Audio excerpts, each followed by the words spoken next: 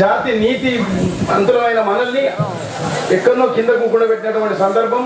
మన పరువు ఇజ్జతు మానం అనేది ఎలాంటి హీనంగా చూసినటువంటి ఈ పాలకులు, ఈ ఆంధ్ర పాలకులు, అలాగే మనకుండబడినటువంటి దురదృష్టవశాత్తు ఇద్దరు మన తెలంగాణ సాంస్కృతిక భాగం తిరుపతి సభలు పిలవాల్సినటువంటి మనోళ్ళే తెలంగాణ వాళ్ళట. మన ఒగ్గు కళాకారులు కళ్ళకు కనిపించలేదా? దయచేసి గమనించాలి. కరీంనగర్ జిల్లా అధ్యక్షుడిగా చెప్తాను నేను. 25,000 మంది ఒగ్గు పీర్ల కళాకారులు ఉన్నారు మా కరీంనగర్ జిల్లాలో. మేము ఒకసారి యుద్ధ పేగి మోగిస్తాం. రాష్ట్రం నలుమూల నుండి వచ్చినటువంటి పాత్రికేయులు, గొప్పలు, మేధావులు, కవులు, పత్రికా యజమానులు, వివిధ పత్రికల వాళ్ళు రొమ్ము జరుపుకొని మీకు ఈ తెలంగాణ చూద్దాం కానీ ఈ 60 సాంస్కృతిక విభాగానికి కానీ ప్రతి వాళ్ళకు అది కొన్ని వందల సంవత్సరాల క్రితం ఉన్నటువంటి మా ఒగ్గుకల నుండి జారువారిన పదాలను అదొక్కటి మీరు కూడా కట్టుకొని చూద్దాంగా ఇతర సంస్కృత విభాగం వస్తున్నాయి. కానీ మమ్మల్ని మాత్రం ఏ ఒక్క తెలంగాణ కళాకారులు కానీ ఈ తెలంగాణ కొరకు పోరాటం చేస్తారు కానీ ఎవరన్నా ఒక్క విమలక్క గారి హక్కులు చేర్చుకొని అయ్యో బిడ్డలారా మీకు అవమానం జరిగితే మా సంస్కృత విభాగం అని చెప్పి మీ దగ్గరికి వెళ్ళి మేము ఒక్కొక్క అక్షరాన్ని దయచేసి సపోర్ట్ ఈ సపోర్ట్ కొట్టుకోవాల్సింది కొట్టుకోవాల్సింది కాదు. పెద్దలను ఉద్రేకపరచాలని వాళ్ళు చైతన్యపరచాలని మాత్రమే మనం మా సపోర్ట్కి వచ్చిన దండం పెడతా. మీకు అందరికి 10,000 శనార్థి మీ అందరి పాదాలకు పుయ్యి మనకు డెలివరీ దండం పెడతా. మన వాయిస్ ఇక్కడ స్టేట్ మీడియా ఉంది, మనకు అదృష్టవంతులు మనం మన వాయిస్ వినిపించాలని. ఇది ఉపన్యాసం కాదు, మన ఆవేదన, మన ఆక్రందన, మన బాధ, మన ఇజ్జత్ కే సవాల్. తెలంగాణ ఇజ్జత్ ఒగ్గు కళాకారుల ఇజ్జత్ కే ఒగ్గు పీర్ల కళాకారుల ఇజ్జత్ కే సవాల్.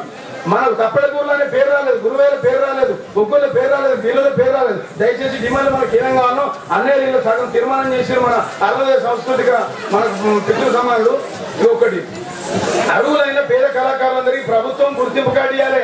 ఇవాళ నువ్వు చేసుకున్నావు అని వస్తారు. దయచేసి సంబంధిత ఎంఆర్ఓను, ఆర్డీఓను నిజమైన ఎవరు కళాకారులను నమ్ముకున్నాను ఆయన ఎంఆర్ఓ చేత పంచనామా చేసి గుర్తింపు కార్డు ఇవ్వాలి. ఎవరో ఇచ్చారు అక్కడ రాదు. ఎందుకంటే ప్రభుత్వం ఇచ్చింది కదా, ఈ నెల కింద ఇచ్చింది కార్డు అని చూపిస్తాం. 2 లక్షల శనార్థి మన్నించినట్టే. రెండవది అర్హులైన కళాకారులందరికీ బస్ పాస్ సౌకర్యం కూడా కల్పిస్తే మంచిగా. పేదలు ఆడాడ కథలు చెప్పుకుని అర్థం కాబట్టి అయ్యా 55 సంవత్సరాల పైబడిన ప్రతి పేద కళాకారునికి పింఛన్ ఇవ్వాల్సిందిగా ఈ ప్రభుత్వాన్ని డిమాండ్ చేస్తున్నాను. ఈ వేదిక మీకే ఇది మాది. రెండవది కళాకారులకు కోట్ల నిమిత్తం లేకుండా 2,000 రూపాయలు తగ్గకుండా పింఛన్ ఇస్తే పోతారు. మాకు 3,000 ఉంది అక్కడ మనకు. రెండవది తొందరగా ఏం కూర్చోడేమంటున్నాక ప్రమాదవశాత్తు మరణించిన మనకు ఎక్స్గ్రేషన్ చేయాలి. కనీసం ఏమైనా ఖర్చులు దవాఖాన ఖర్చులతో పెట్టుకునే పరిస్థితి కళాకారులు లేరు. ప్రమాదవశాత్తు జరిగితే గవర్నమెంట్ దవాఖాన ఖర్చులు కట్టాలి. రెండవది ప్రతి జిల్లాకు ఒగ్గు పీర్ల కళాకారుల ప్రత్యేక కోట కింద 1 కోటి రూపాయలు మంజూరు చేయాలి. వాళ్ళ సాధక బాధకాలు ఉంటాయి.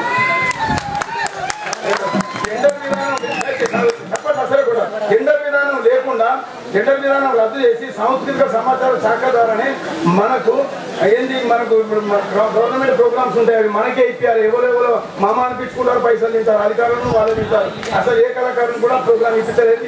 మంచినీళ్ళు, పారితోషికం, తల్లిపాలు ఉత్సవాలు అవి ఇవి అని చెప్పి.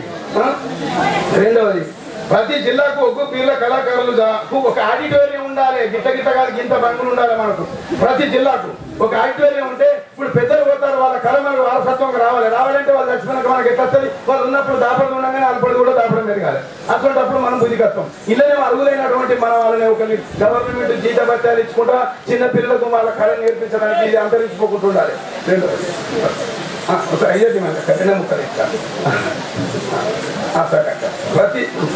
ప్రతి కళాకారుడికి ప్రోగ్రామ్ ఇచ్చేటప్పుడు టీఏడీఎల్ కలుపుకొని 1,500 రూపాయలు ఇవ్వాలి. ప్రతి విద్యాలయంలో మనకు పాఠ్యపుస్తకం అందించాలి.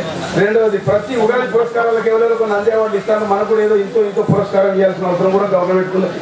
పోతే ఒగ్గు పీర్ల కళాకారులకు ప్రభుత్వం చేతనే ఉత్సవాలు జరిపించాలి ప్రతి సంవత్సరం.